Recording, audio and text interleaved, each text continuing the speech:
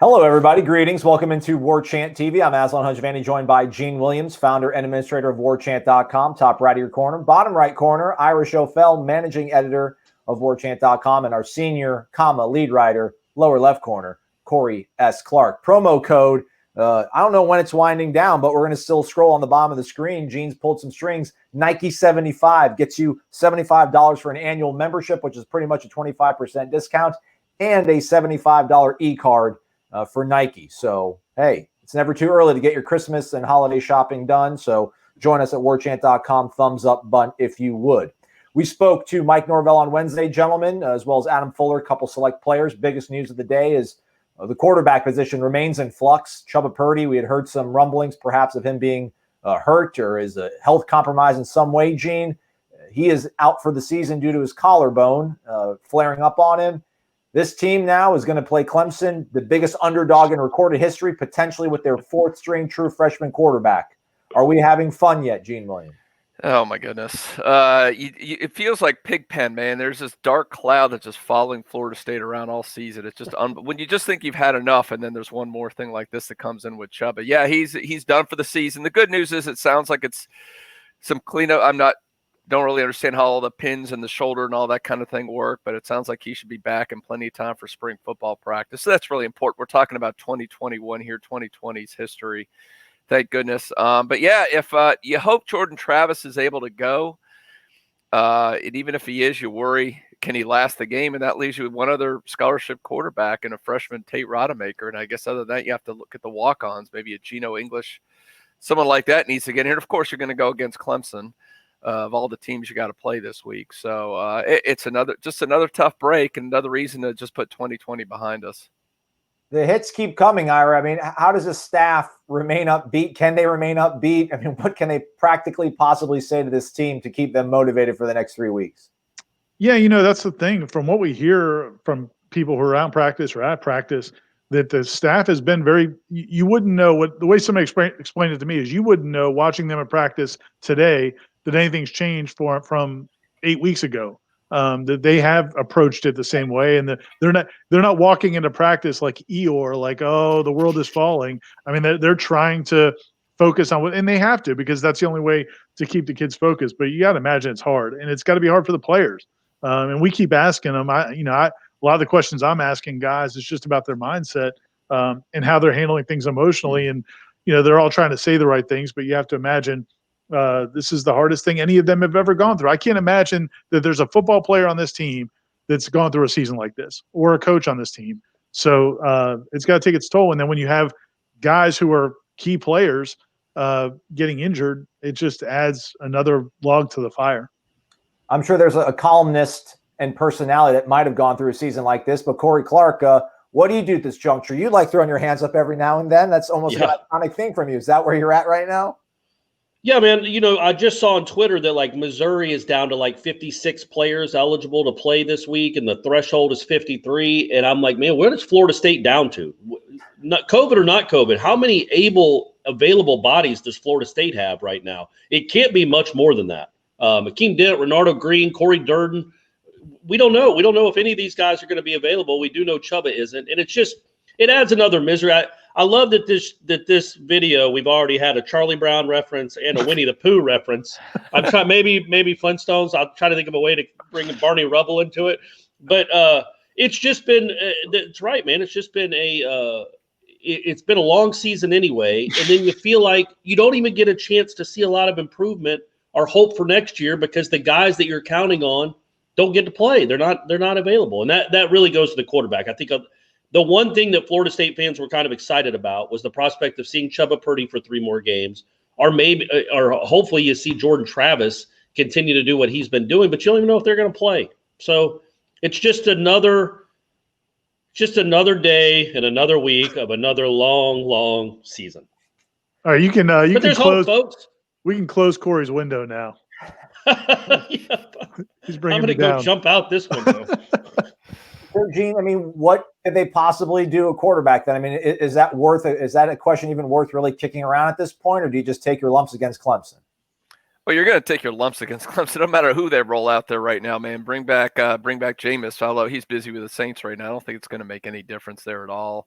for Florida State. You try to keep him healthy, you run the football a lot, and hopefully you can keep Jordan. Hopefully Jordan Travis is able to play, because that is somebody you can build on for the future. He's able to stay healthy. We saw how exciting he can be. So just more practice reps with him, I think, in this offense is going to help him going forward. So, I mean, that is the lone positive if he's able to come back and stay healthy and continue to work hard. Ira, give us some good news, though. I mean, we got to speak to some players, not just defensive coaches, obviously with Adam Fuller. But, we keep hearing you have to change culture. Everyone needs to be climbing. True freshmen seem to be kind of buying to that message, which I guess, portends to a brighter future after we spoke to Sidney Williams. Yeah, and I was just chuckling because I was thinking back to my Eeyore reference. Anyway, I thought he was really impressive. I thought he was an impressive guy. Just like I think we all thought Jarvis Brownlee earlier this week was impressive. And I think in some of what they're saying and some of what they're not saying, I think you can glean some good information. A lot of times the older players, they've been around the block. They know how to kind of say something without really saying anything. But I think it's the opposite with some of these younger guys. And with Sidney Williams, he several times talked about the buy-in. And I think that's been the thing that as you look at this defense, if you look at Florida State's defense, there's no reason they should be as bad as they are. There's just not. There's a lot of excuses on the offensive side of the ball. Corey, you wrote your piece about how young this team is. Well, a lot of that's on offense. This defense has guys that have played football before at this level, a lot of them. And as a group, they're playing worse than they did last year, which doesn't really make any sense. And so I think that's why we've all been trying to get to that buy-in part. Are they not getting what they're supposed to be doing, or are they just refusing to do it? And now Sidney Williams, I thought he was pretty enlightening talking about he's been trying to get other guys to buy in. Well, he's a freshman. And he basically admitted that some guys, the problem on defense, he said, is, guys need to listen to Coach Norvell. They need to listen to Coach Fuller and believe that they know what they're doing. Well, that tells you that there are plenty of guys who don't.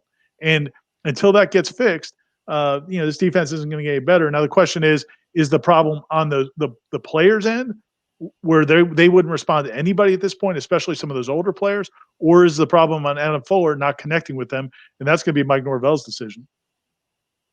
Corey, what did you think about Adam Fuller's sort of explanation of why things are happening the way they are? Will things be cleaned up? Will we even be able to tell against Clemson? Yeah, some of it was hard to follow. Got a little inside the weeds there on some of his explanations about why his safeties play so far off on a 3rd and 8 with the blitz coming. But, we're not going to tell anything against Clemson. Clemson has put up a lot of points against a whole lot better defenses than what they're going to see on Saturday. So Florida State has very little chance of stopping them. The one thing I would like to see is if the run game continues to improve. Like, that's 2 games in a row, not against great running teams, but that's 2 games in a row where I thought the defensive line played pretty well, much better than it did against Louisville anyway, in the run game. So maybe that's something you say, okay, by the end of the year, we got better at this. Nothing else, like Ira said, has gotten better at all. But maybe you can put a feather in your cap or hang your hat on the fact that you did improve somewhere along the way, and it was stopping the run. Etienne's a whole different animal. But if you can make it hard for him, like if he has to break 4 tackles to score a touchdown, which he does, as opposed to just running through a wide open lane like Notre Dame did for 4 quarters, I think maybe okay that you're starting to see the buy-in there. That's what Adam Fuller was talking about: fitting your gaps better, playing harder, playing sounder. You can maybe see the buy-in there, but otherwise, no. I don't think we're going to be able to learn much from this week, and I don't trust that this defense is going to magically get better at coverage in the next 3 weeks. Having Hampson back helps, but not that much. There's too much. There's just not enough. There's too much bad things on that defense, especially in the secondary. And if I can follow up real quick on that, because I just want to clarify what I said. There aren't excuses on the defense.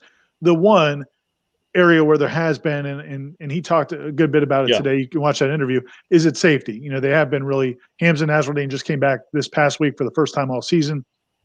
They've been playing musical chairs. Defensive back overall, Aaron, not just safety. Correct. Quarterback, they're struggling with bodies. Correct. The whole defensive backfield has been – so that would be the one area. And to, Adam Fuller I know he isn't going to say he's not making excuses, but he's also quick. He's letting people know that there's a lot of guys back there that have not played much college football and we're not expected to be counted on this season. So, well, and you think about it, Ira, when you think about what we thought the starting 11 was going to be, Hampson Nasruddin missed 7 games. Corey Durden has missed 2 or 3 games. Marvin Wilson isn't playing anymore. Akeem Dent has missed the last 3 or 4 games. Jarian Jones has missed time. Miko Dotson is out for the year. Travis Jay has been hurt. Really the only position where they've been healthy is linebacker, which wasn't great. It wasn't great to begin with. The defensive line has been hurt by injuries. The secondary has been ravaged by injuries and illness. And that, though, again, there's no excuse for them not to look. There's no excuse for the Louisville game. And there's no excuse for Notre Dame to run for 12 yards a carry. But there are reasons why the defense is bad. And the fact that you can't get any continuity at all in the secondary is a big one. Gene, are you going to be brave enough to do a game analysis prediction on that site? I already had to bring that up. I was all right. Aslan, why'd you bring that up? I was hoping it would just slide by. Nobody would notice. We got the Warchant report coming up later this week. Oh man, which by the way, we got to edit out because we had all the Chubba talk in there. So that's going to be fun. No, I'm not going to do it. I will say it right now. I'll give you the breakdown. I think Mike Norvell said it best during his press conference when he said, "This sucks." Okay. So that's kind of it. So Clemson has the advantage at every position. End of story. Well said. All right. Well, coming up later here on Wednesday, a recruiting chat with Micah Langston. We'll see if Florida State can hang on to their coveted recruit out of the state of Mississippi, quarterback Luke Altmaier. Sounds like Ole Miss is turning up the heat. I'm sure either Corey or Ira will give us some more further insight into what was gleaned from Wednesday's press availability. Warchant report dropping later this week. Maybe we'll have to redo that one. As Gene said, some things have changed since we had recorded that. But do stay connected to warchant.com. Promo code's Nike75. This is the best deal remaining of the year, obviously, folks. Black Friday, take advantage. Nike75 is the promo code. Get a $75 e-card to Nike. Hit the thumbs up on your way out, too. We sure would appreciate that. Gentlemen, I appreciate all of you. Thank you for your time and knowledge. Thank you.